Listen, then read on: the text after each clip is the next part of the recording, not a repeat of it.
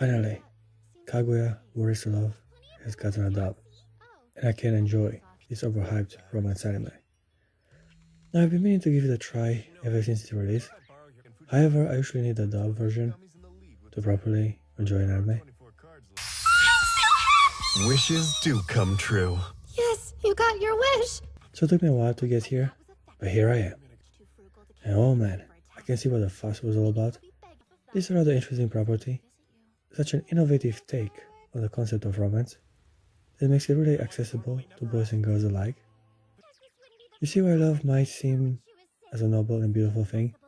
There are many other implications in a romantic relationship.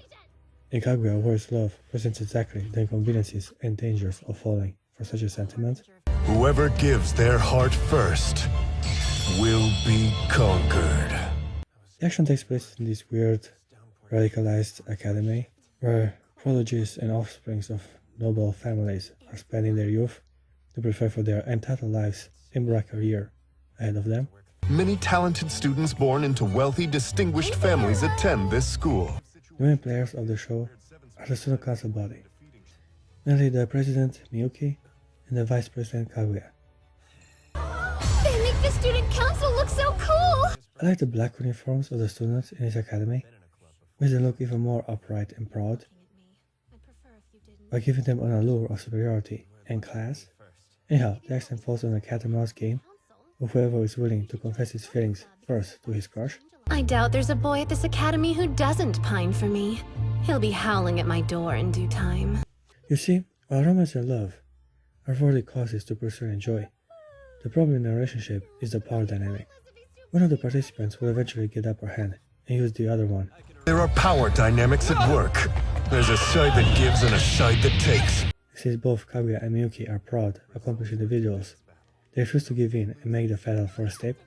The one that confesses first loses his ability to control his partner, and therefore loses the war of love. Hence the title. And from the beginning, I was a bit skeptical in regard to this premise. I don't like anime that are too psychological and smart for their own good. I mean, this is the industry that gives us panty shots and moe archetypes. I strongly believe it was not meant to be taken seriously. Dirty perverts, the both of you!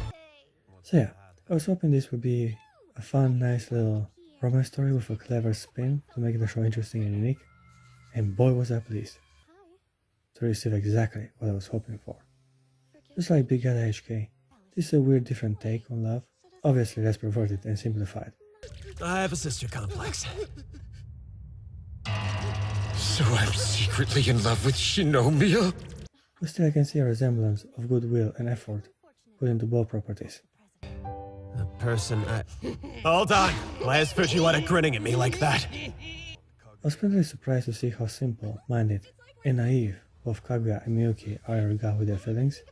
Both are geniuses in their own class, and yet when it comes to love, the complicated games have no weight or influence, and they both end up looking like a bunch of inexperienced dummies. If the president has me on his mind, he's about to confess his subconscious love. Kaguya's as prepared as ever.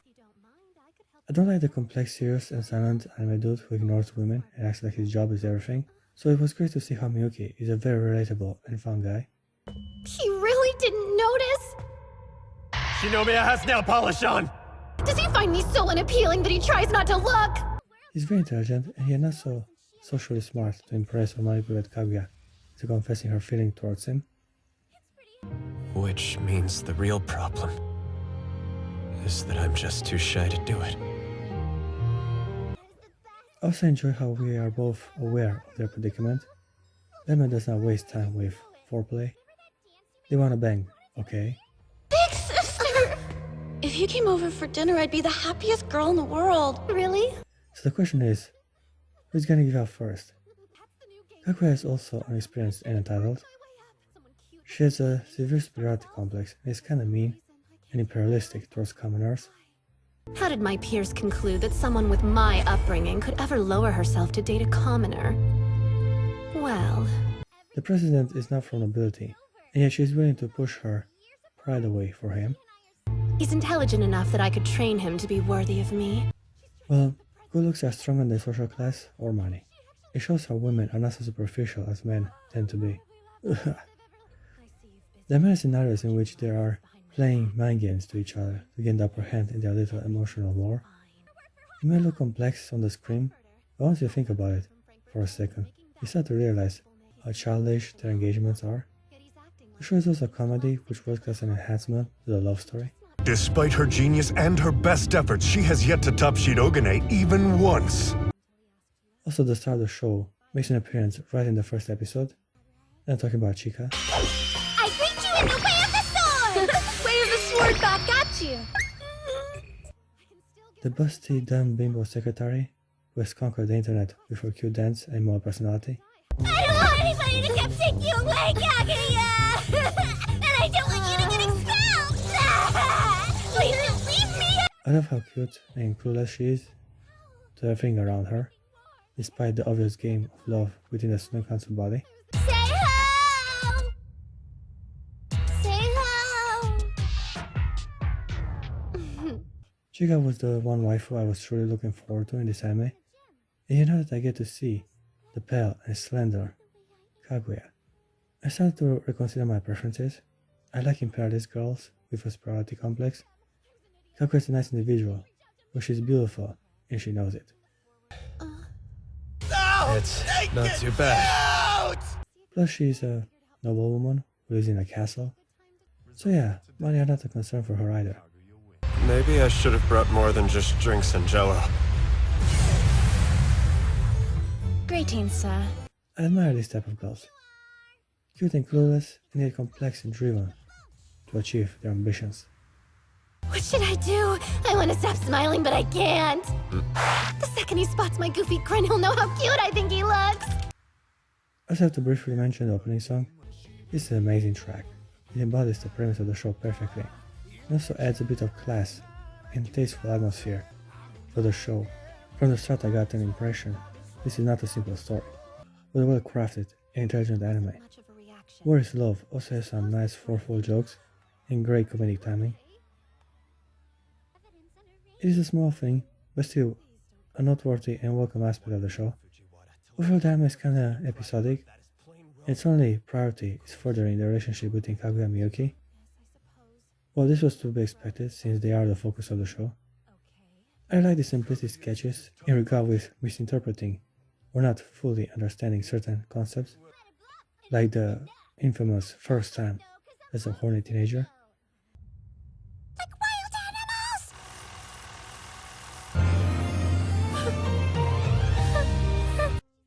You see, they find these magazines with some weird statistic, and since Kaguya was raised in a protected environment, she does not understand what the gig is all about. I can relate to Miyuki, however. He may act like a wise guy, gentleman, with manners, and yet he's still a maturing guy, interested in mundane normal stuff, like some erotic materials.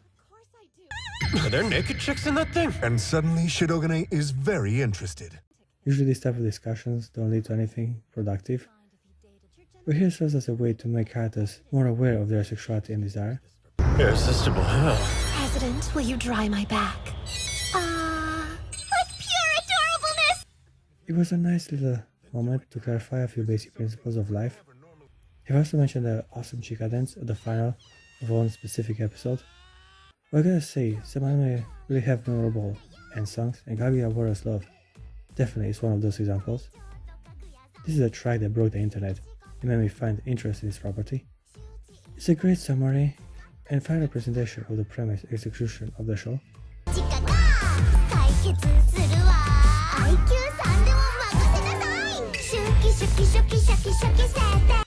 It really makes Chika stand out as a clueless, naive, and extremely cute anime girl, while also showing the simplicity and charm of the story. Usually I'm very interested in fan service when it comes to the romance and comedy. Here we have a kind of piece with not having much booty and titties throughout my face every minute, and whenever we actually get to see some cleavage and bathing suits, usually serves as an enhancement to the story and the mind games both Kaguya and Miyuki are playing. I see. A hug might make me feel better. Naturally, I very much enjoy the sketches about deciding whatever recreational activity they want to partake in. The guy wants to go to the mountains, go figures, and Kaguya prefers the ocean, so she can show her body and expose her charms. He'll be captivated the second he sees my swimsuit. To force him to submission. Again, I can relate to the dude, as he cannot swim and is interested in beautiful girls. I had no idea you were such a hopeless swimmer. You really are quite cute. This is perfect. A suave looking guy who is smart, but also to throw down with the rest of us bros. Everything seems to go Kaguya way until Chika interrupts their plans. My bathing suit from last year doesn't fit me anymore. This is a perfect example of how Chika is a wild card thrown into this intellectual, complex, emotional game of wits. Chica, on the other hand, is a tank-class living weapon. Is staggering. How can I enchant him with those bouncing around? While Kaguya and Miyuki form strategies to submit each other, Chika only falls against it and messes their carefully crafted plans. Forgot your umbrella? What a bummer! Take mine! I have a spare in the classroom. For this instance, Kaguya just realizes how unfortunate her situation would be at the beach once Chika shows off her goods to the president. She is slender, while Chika is a busty, curvy girl. They're in completely different classes of women. This again shows how childish and yet fun and relatable this anime is. Hot damn, you look hot! I mean, you look alright. I can really only call you cute. These scenarios are so entertaining, as these teens cannot act intellectual and mysterious as they're talking about love, a thing that brings even the most educated person to his knees. Well, if that was the actual story in Faust. They remember much of it. I slipped through the German classes. Anyhow, I like how feminine and happy Kaguya becomes when she hears how she is Miyuki's type. That'd be nice. Well, she seems to be in a better mood. It's so freaking obvious she is fascinated by him, and it ends up making her even more adorable and pretty. I made tea. I really like brunettes with pale skin and slender build. So yeah, I can totally agree with Miyuki when it comes to her body and personality. A fine waifu indeed. I also love the art style, and I very much appreciate the strong contrast of colors. So much black and red, especially when it comes to Kaguya. It looks so imperialistic and it gives a weird vibe, kinda like the atmosphere of Kakegurui. A bunch of entitled rich kids who enjoy the best of teenage life has to offer, in a colorful, dark environment. I also like the female school uniforms design. They look like occultist nuns. It makes their forbidden love even more compelling and thrilling. This might be just personal opinion, but their Puritan's attire made it even more desirable. Show me that pale skin, Kaguya. All of it. I gave Kaguya Warrior's Love an 8.8 out of 10. This is definitely an anime everyone can enjoy. Shows like this are seldom, so there's such an accessible, relatable story, whilst presenting some unique and complementary characters. If it means I can experience true love, I'll willingly offer my body and soul. Body and soul!